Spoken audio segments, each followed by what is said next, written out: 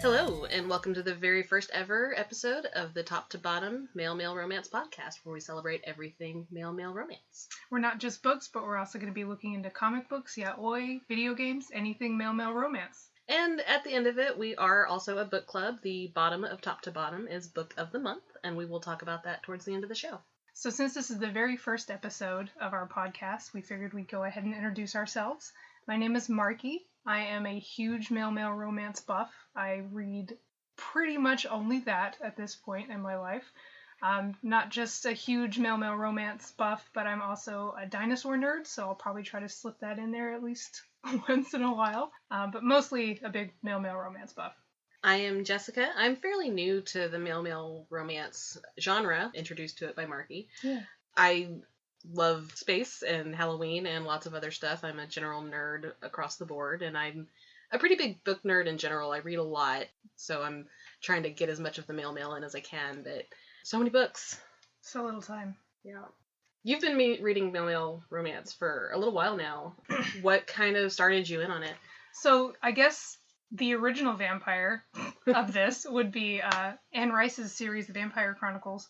Specifically, The Vampire Lestat, I think, is what did me in. And Lestat's technically bi, I think, but he definitely, I think, favors men. I remember when you were first getting into this, the realization I had, because you were reading all this male stuff, and I think I had just started, and you were just super nuts about it, and I realized that the reason you weren't able to get into these other romances and stuff is because you've always been into male romance, because the Vampire Chronicles are just that, so much that. Yeah, that's very true, because you got me reading more in general when we were working together, like 10 years ago or something crazy. You had gotten me back into fantasy, and then somehow it splintered into dicks, and I don't know at what point, where that turned, but it went into male romance. I remember when I started picking it back up, I started reading the Night Runner series, Luck in the Shadows being the first one, and that one's more of a fantasy with the main characters just happen to be gay, and it not being a romance-oriented book by any means. It was them being cool, like thieves and stuff like that, and there's like fae and dragons and cool crap. So I was like, oh, that's cool, and it just resonated with me that the main characters were gay, and so I started looking more into male romance after that point. And then I got into the Cut and Run series, and then it just went all downhill from there. Or uphill. I guess we're uphill, yeah, exactly. So, yeah, but that's all I freaking read, because I have no filter when it comes to this. I read a lot. I'm always reading multiple books at a time between audio and print. Part of multiple book clubs, so it's really hard to kind of exclusively read any one type of thing. Mm-hmm. You got me in on it with Captive Prince. Oh, yeah. By C.S. Pacat. That's right. I remember texting you, freaking out. This can't be this. This is going to be awful. I don't want to spoil it, because anybody who hasn't read it, it's a journey. It is an experience. Yeah. It is emotional. I couldn't have anything. I read all 3 of those books in probably just a couple of days. I plowed through it because I had to see how it went. And especially the end of book 2. Again, I won't spoil anything, but it's just one of those, everything is at a razor's edge and then it ends. And I'm just so glad that we got into it when the 3rd book had just come out, because otherwise I probably would have punched a baby. It was not okay. Baby punching would have definitely ensued. Yeah, so I think that's probably the best way to get into a series, is to wait until they're all out. And I say that hysterically because there's 4 series that we read that either are 5 years in between books, or I just finished the next one and I'm just staring at the author's page maybe they'll announce something today. Right. So yeah, that's kind of something I love about this industry, though. There's always something. Yeah, that's especially with the male romance genre. It's not just because the authors are usually pumping out a book every 3 months. I mean, they're really on top of it, but there's so many new authors who show up. It seems like daily I see, so and so's debut new book that just came out, and all these other authors are backing them, and they're always awesome. So it's cool because there's always something to read. I don't think I'll ever be able to get through my to-read list in this genre, because it just, as soon as I get done with one series, there's 3 other series that somebody's recommended with me that have 9 books apiece. So it's just a forever growing list of things to read. And it's almost amazing that so much of this is indie author driven. Mm-hmm.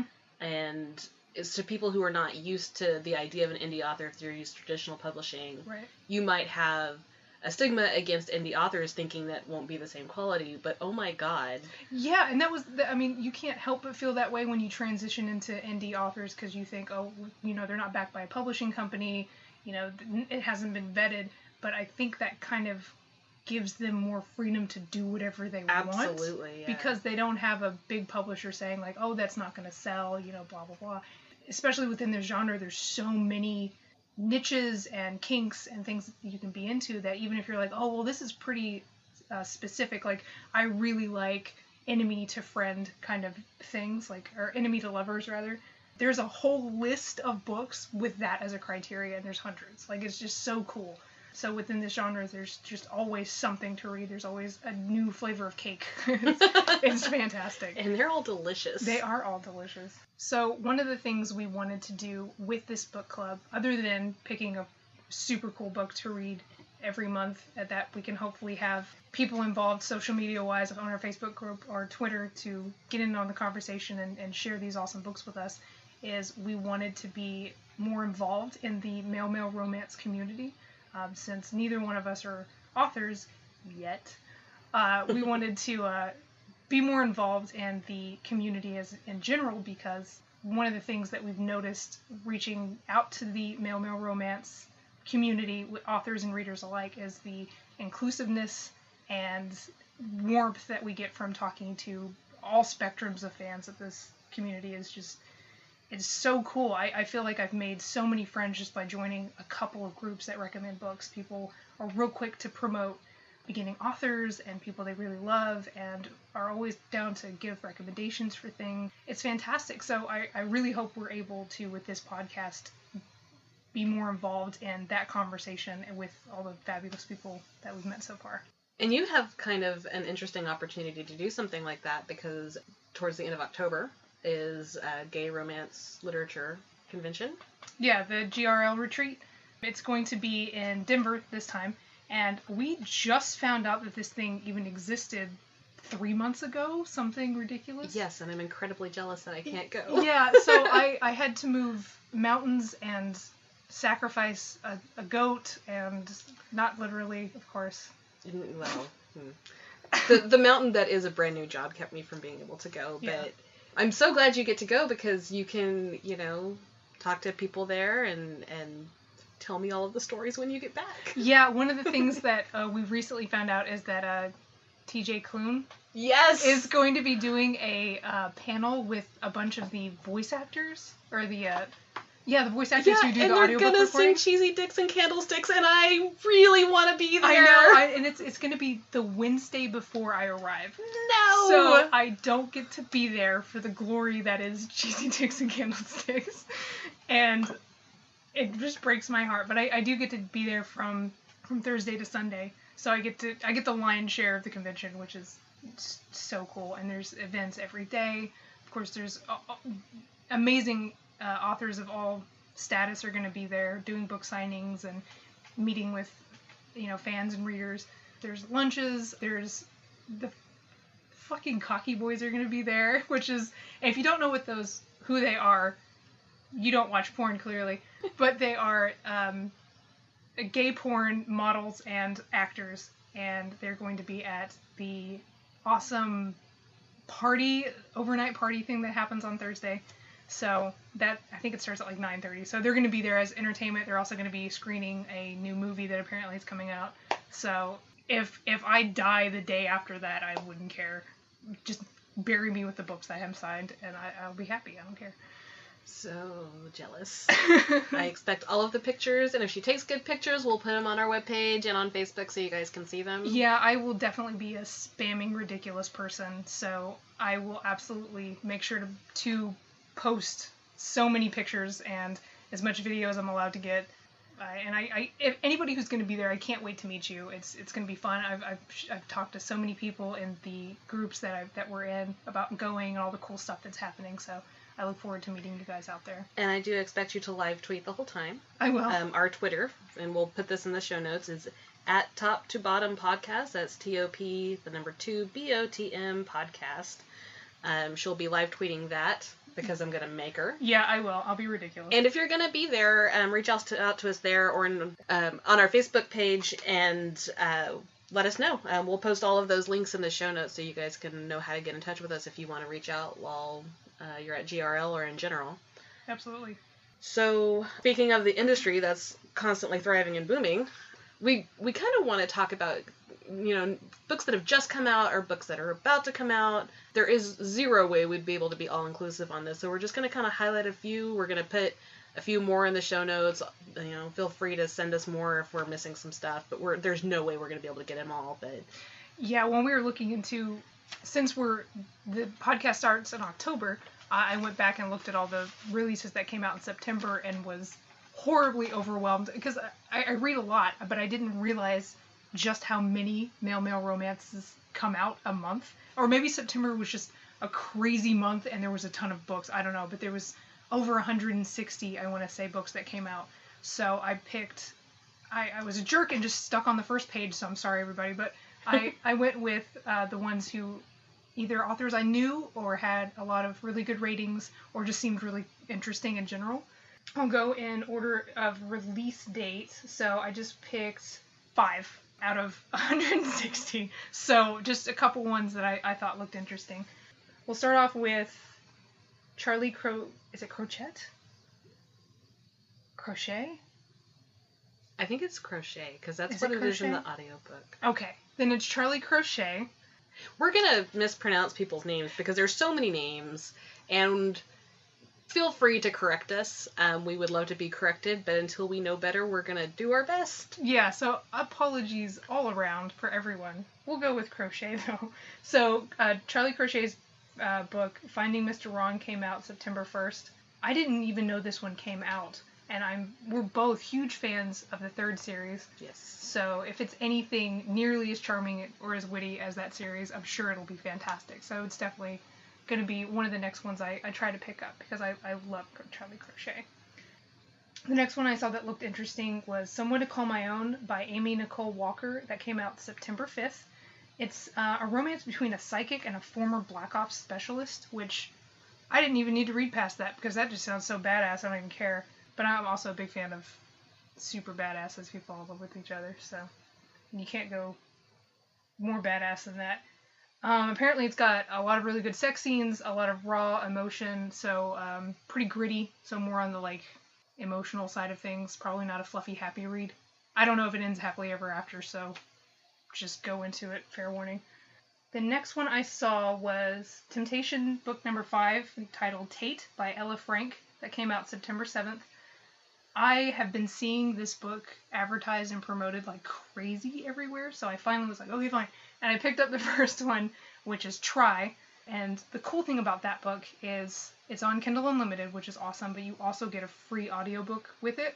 I didn't read the audiobook because I just devoured it at work with Kindle, but I really enjoyed it. This one is a series, so it's not a standalone thing, so you can't start with book 5, you need to start with book 1 because it's an overarching storyline, but it's good. The sex scenes are fantastic, and it's about somebody, Tate, who is a straight man who ends up starting to find a connection to a ridiculous, arrogant blowhard named Logan. It's one of those characters you can't help but adore because he's such an asshole.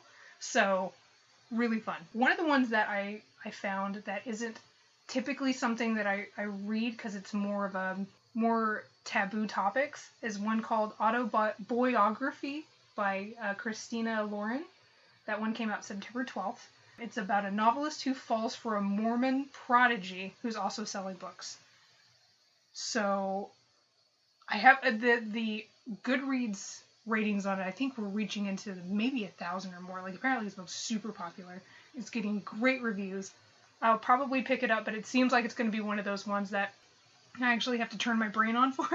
All of these books, the storylines are amazing, but because of the genre, it's more of an escape. With this one, I think it's probably going to punch a little harder. So maybe we'll have to pick that book as one of the bottom books because it just seems really interesting. And then the last one, as far as the new releases that came out in September, was Reyes Ford's Murder Mayhem Book 2, Tramps and Thieves. That one came out September 18th. When we originally were going to start this, I hadn't read those books yet, but I started the first one, and that one's awesome. It's about... This is another, not a standalone thing you have to read from book one. And it's about basically a professional thief who gets trapped or caught up in a tangle with a cop. So, and he's basically gets framed for a murder, and it's this whole thing where they're trying to prove him innocent, and people I think are trying to kill him, and it's nuts. So I think it's going to be one of those exciting, action-packed kind of romances, which I'm a huge fan of, so I can't wait to dive further into that. As far as stuff that's coming out in October, that list wasn't nearly as overwhelming, but I did check it about a week and a half ago, so there's probably more things on it now. But I will go in order. First one that's coming out at the beginning of October is Lucy Lennox and Sloane Kennedy's Twist of Fate 2, Safe and Sound. I haven't had the pleasure of reading any of Lucy Lennox, any of her stuff, but I have read a ton of Sloane Kennedy's books, all of her Protector series. I had texted you at work once of a book that apparently had made me get to the point where I almost cried. Remember, I was like, "Oh, the little boy and the superheroes and Yes. That was one of Sloane Kennedy's books. It was one of the Protector series. I want to say 4 or 5, but yeah, her books are really fantastic because I feel like as an author, she's constantly trying to test herself by making her characters have either a really interesting handicap or a very raw and taboo background. Like there's a lot of people with abuse backgrounds or anger issues, trust issues, that kind of stuff. But the abuse backgrounds in particular are raw because it feeds right into their approach to sex in general. So you have somebody who had been abused previously who are trying to get over that, and it's really interesting. The last book that I read from her, Locked in Silence, which also came out in September, which I guess I deleted off of here. That's okay. There's a lot there. Yeah, there is a lot there. I was going to bring up Locked in Silence that came out in September. I read that, and one of the main characters was mute, so he couldn't talk. Similar to the third book with Calvin and Hobbes, with Hobbes not being able to talk. With Sloane Kennedy's Locked in Silence, Dallas wasn't able to talk, so there were situations where the other character would be upset, and of course Dallas wasn't able to say, "No, wait, you're misunderstanding the situation. Let me articulate this to you with my mouth." He had to and try to type something out on the phone, but at that point the other dude's... But does he articulate it with his mouth? You know, Jess, you'll have to read and find out. I recommend it. So anyway, back to the book I was talking about. So yeah, Safe and Sound comes out October 3rd. It's the second in the series, so pick up the first one before you jump into it. Typically with those books, they're standalone books, so you don't necessarily have to pick up the other one, but it's fun because there's usually nods to past characters and events, so I'd recommend reading them in order, and it's only the second book. Let's see. So Sightlines, the Community number 3 by Santio Hassel, comes out October 9th. That author isn't somebody who I've read before, but is another super popular one. Has a lot of series out with a lot of reviews, so apparently it's fantastic. So we'll have to pick it up. That one's about a series about powerful psychics, so another cool sci-fi read. The On Your Knees Prospect, Kings of Hell MC number 3 by K.A. Merrick comes out sometime in October. I'm so excited about this book. I am a huge fan of this author. It's a team. It's 2 ladies. I've read, all of their stuff. And it's really good. Their characters are usually extremely masculine. This series in particular is about a biker gang who is tangled up with demons. So there's weird, crazy, demon-y things happening in this house that they run their biker gang out of. So This one's more paranormal, but their other stuff usually isn't, so it was really cool because it's usually just biker gangs or mafia, and it's fantastic. But this one in particular leans more on like a BDSM kind of atmosphere, whereas not all of them kind of trend that way, but this one does. So that one's going to be awesome. It's about the youngest biker member gang who's a prospect, which means it's like, so in biker terms, if you guys have ever watched Sons of Anarchy, prospects have to be, or like the bitches of the bike world until they get patched in, which means they get their vest with the patches saying that they're part of the actual gang. They're rookies. They're rookies, but they call them prospects. So this one clearly is a rookie who has to get on his knees. So, but it looks fantastic. And Jake, who's going to be in this book, is in the past 2 books as a very submissive, on purpose kind of character. So this is going to be spicy and fun. Speaking of the K.A. American, they just released a new short story with Tooth and Lucky, which is from their past biker gang arc, Kings of Mayhem, I think? I'll have to check. But Tooth and Lucky was one of my favorite books, and there's a little side story that they just posted on their website, which we'll put a link to, about Tooth and Lucky and Lucky's barbershop, and it's fantastic, so definitely worth picking up if you guys are familiar with that story. Sex and Mayhem? Sex and Mayhem. That's it. Sex and Mayhem. Charlie Crochet has another book coming out in October, Gummy Bears and Grenades. 3rd book, 9.5. No! Yes! No, I just read a spoiler. Don't do that! Oh no! Don't ever read Marky's show notes. They have spoilers. I'll take it out. Jeez. Okay, so I won't say anything about it. You should read it, though. Please read them in order. Next, the Demons and Wolves Book 2 by Catsy Snow, Within These Depths, comes out in early October. These books are really good, but they are extremely dark. Very dark. So if you like your romances, I don't even know, dark. I mean, there's no other word to say. It's very dark. It's fun and it's sexy, but it's like not dark traditional. in a brooding kind of way, or dark in like a violent kind of way? Kind of both, because the relationships between the main characters are not happy clappy, fluffy. They're borderline, like, I don't want to say abusive because it doesn't sound like it doesn't sound sexy. It doesn't sound sexy because abuse isn't sexy, but it's more of a gritty I hate that I love you kind of situation.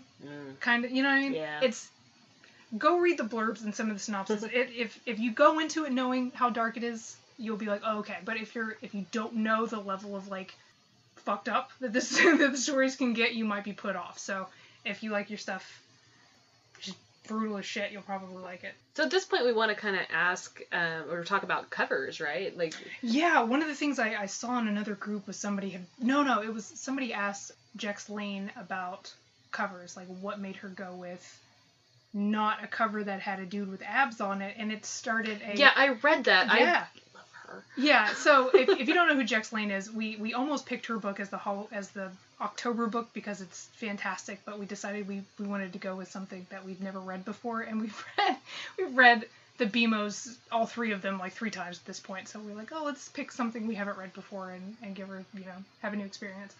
But one of her BMOs, asked her about the covers, and the conversation that happened within that thread was really good because they brought up really interesting points, especially in the genre of romance in general. It's always a sea of abs. So one of the reasons she went with something that wasn't a hot dude with a oily chest and stuff, which is great, is she wanted something that stood out a little bit more.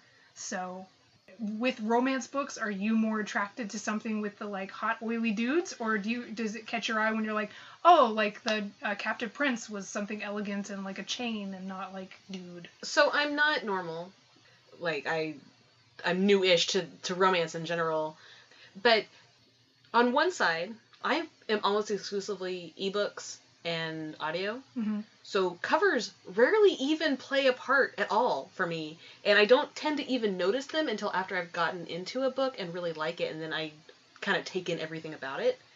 But when you're shopping on the Kindle e-store, I mean, do you see a book and you're like, oh, that looks interesting? Like, are you more drawn to like, Or is it usually just like, this is recommended, you're like, all right, you just Yeah, download it's recommendations and blurbs. That's what gets me.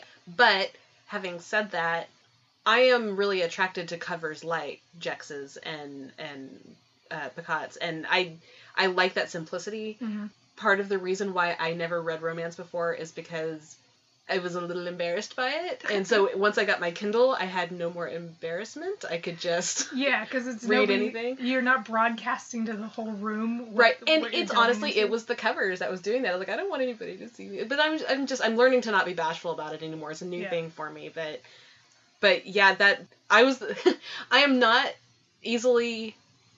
Like, it's not easy to make me blush about a lot of things, but, like, those kind of make me blush a little bit. Yeah, well, they could definitely be ridiculous, and, like, I feel like with the half-naked dude on the cover, there are ways to do it to where it still seems like, oh, it clearly is a romance book, but it's a mystery, or right, and whatever. that, the art of picking that out is amazing to me, because the ones who do it really well...